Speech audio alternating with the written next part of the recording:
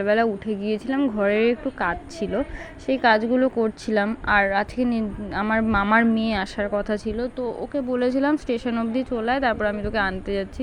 তো ও এসে অমলের সামনে দাঁড়িয়েছিল। এই যে আমাদের সুন্দরী বনু, শুধু বনু বললে ভুল বলা হবে, বনুর সঙ্গে বেস্ট ফ্রেন্ডও বটে।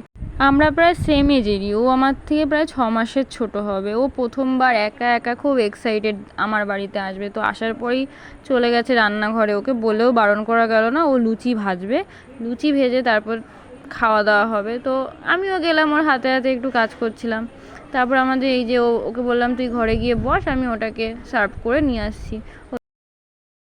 তারপর লুচি খাওয়ার পর মামনির ইচ্ছে হয়েছে দিদিভাইয়ের বাড়িতে যেহেতু এসে দিদিভাইকে নিজের হাতে চিকেন বানিয়ে খাওয়াবে। ভালো কথা, বসে পড়েছে মামনি আমাদের রাঁধুনি রান্না করতে।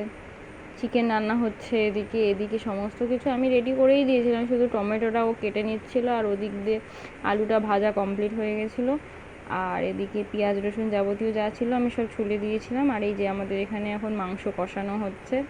মাংসটা দেখেই মনে হচ্ছে খুব টেস্টি হচ্ছে। আমার বোন নিজের হাতে খাওয়াবে, কি সৌভাগ্য আমার, মানে আলাদাই সৌভাগ্য করেছি।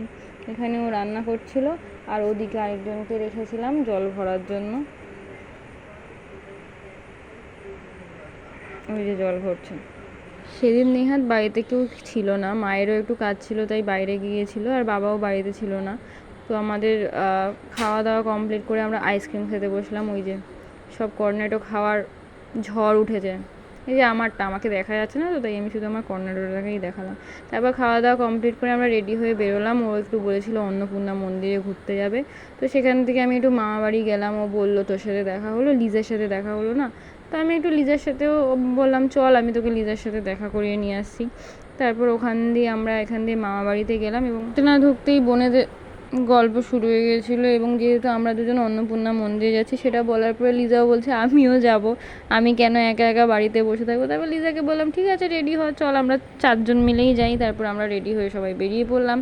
আমি, সোমা, লিজা আর পমি গিয়েছিল। আর এখানে অন্নপূর্ণা মন্দিরের গলিতে ঢুকতে ঢুকতে ওখানে একটা রথ বেরোচ্ছিল, তো সেখানে আমরা দাঁড়িয়ে রথটাকে দেখছিলাম। আসলে বহুদিন পর আমরা 4 বোন একসঙ্গে হয়েছি, গল্পের আর শেষ নেই, যে কি গল্প, কেউ কাউকে পাত্তা দিচ্ছে না, গল্প করতে করতে এতটাই তারা ব্যস্ত। তো এখানে আমিও গল্প করছিলাম। তো সোমার তো খুব ভালো লেগেছে আমাদের বাড়িতে ঘুরতে এসে, আবার অন্নপূর্ণা মন্দিরেও ঘুরতে যাচ্ছি, এই প্রথমবার ও একা একা এলো। তো এখানে দুজন মিলে দাঁড়িয়ে ফটো তোলার একটা ব্যাপার হচ্ছিল, দুজনের ফটো তোলা হচ্ছিল। তারপর ওখানে না রাস্তার মধ্যে একটা খুব সুন্দর সাজিয়েছে, যেহেতু রাস্তায় যে রথযাত্রা উপলক্ষে কলকাটা করা হয়েছিল, কলকাটা আমার খুব সুন্দর লেগেছিলো বলে আমি কলকাটাকেও ক্যাপচার করে নিয়েছি। তারপর দেখলাম ওখান দিয়েও একটা রথ বেরোচ্ছে, সবাই দাঁড়িয়েছে। তো সেখানে কিছুক্ষণ রথটা দেখার পরে সোমা আর পমি পেছনে চলে আসছিলো, যেহেতু ওরা ছবি তুলছিল। তারপর আমরা ওখান দিয়ে 4 জন মিলে আমরা ভেতরে ঢুকে গেলাম অন্নপূর্ণার ভেতরে। এবং অন্নপূর্ণা মন্দিরের ভেতরে ঢোকার পর সোমা তো এই লাইফে ফার্স্ট টাইম এলো, লিজাও ফার্স্ট টাইম এসছে। তো সোমা আর লিজা দুজনেরই খুব ভালো লেগেছে মন্দিরটাকে। আমি তো প্রায় সপ্তাহে সপ্তাহে যাই।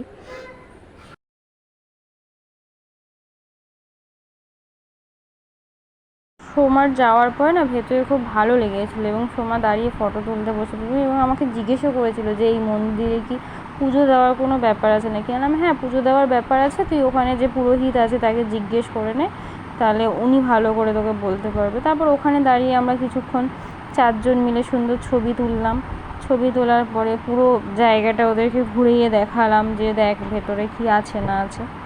তারপর আমরা ওখানে যে মন্দিরের সামনে যে সিঁড়িটায় বসে আমরা অনেকগুলো ছবি তুললাম, আমাদেরও খুব ভালো লাগছিলো ব্যাপারটা। তারপর ওখান থেকেই যে আমি অনেকক্ষণ আমাকে দেখা যাচ্ছিলো না বলে আমার ছবিটাও একটু দেখিয়ে দিলাম। তারপর ওরা একটু পোজ দিচ্ছিল, আমি পোজটাও তুলে নিলাম। যাই হোক সবারই হয়তো খুব আনন্দ হয়েছে। ওই যে ওখানে যে সিঁড়িটা, ওই সিঁড়িটার মধ্যে দাঁড়িয়ে দাঁড়িয়ে আমরা ছবি তুলবো বলে সেখানে প্ল্যানিংটা করা হচ্ছিলো। তারপর ওখানে দাঁড়িয়ে ছবিটা তোলার পরে চারদিকটা ঘুরিয়ে দেখালাম। তারপরে আমরা ওখান থেকে একটু না খাওয়া দাওয়া করলে হয়, তো ঘুরে এসে বেরিয়ে আমরা খেতে চলে গেলাম মা তারাতে তো আমি যাবই। তো সেখান দিয়ে অর্ডার দেওয়া হয়েছিল মোমো, শেক, আর ওখান দিয়ে ছিল চিকেন ললিপপ, সাথে স্যান্ডউইচটাও অর্ডার করা হয়েছিল। তারপর আমরা খাওয়া দাওয়ার পর আমরা চলে গেলাম স্টেশনে।